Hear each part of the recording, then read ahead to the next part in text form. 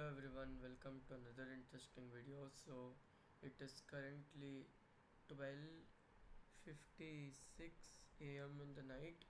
So I've uploaded my first video about 25 to 30 minutes ago. So now it's time for the first technical video on this checklist. So the title of this video is what is the difference between Pratt & Whitney JT3D versus Pratt & Whitney JT9D engines. Okay, so now we're going to discuss how they were built and for which aircrafts they were used, and let's also talk about the thrust ratio and about efficiency, noise, etc. etc. Okay, the JT3D. When the jet age started with the entry of the Boeing 707, a new engine was developed by Pratt and Whitney, which was a good player back in the 1950s in the engine market, let's just say. So they developed a brand new engine called the Pratt and Whitney JT3D. That engine was used to power the Boeing 707 and later the Boeing 720, and it was used to power the DC-8 also. And engine was it was basically like a turbojet with a fan. So the thrust ratio was 1.4:1, which is basically in today's means very low. It's literally a drop down.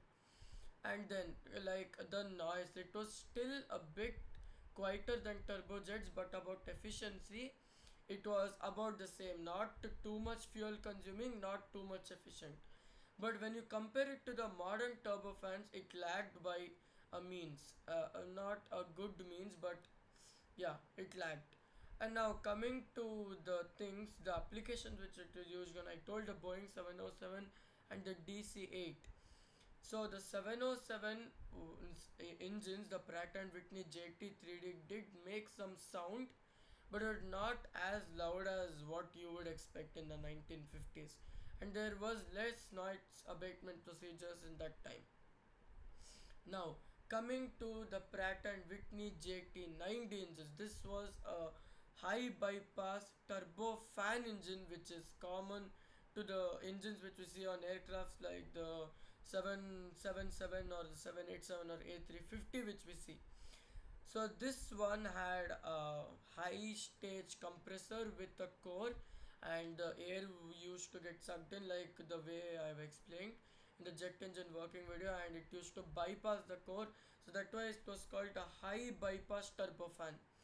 So the thrust ratio was 5:1, which is equivalent to today's standards. And now the applications or the aircraft which was used on, it was exclusively developed for the Boeing 747. The original 747, which was the Boeing 747-100, the first ever aircraft which is still stored at the museum flight in Seattle. It still has the original Pratt and Whitney JT9D engines. So that engine was how can I say, a remarkable marvel to aviation at that time in 1969.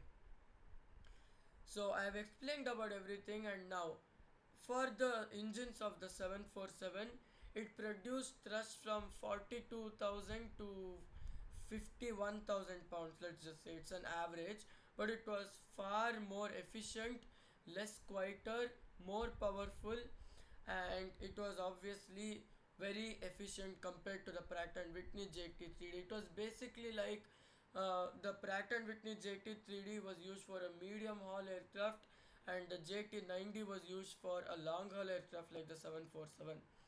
Now coming to the thrust to weight ratio, whatever I told, it was important in this design because when you're flying on a long distance flight with four engines consuming, let's just say, uh, 12 tons per hour of fuel, that was the estimate of that time.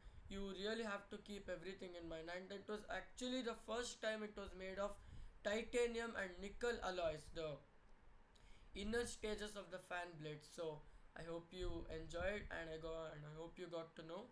So don't forget to like, share, subscribe and comment. Thank you, have a nice day, and bye bye.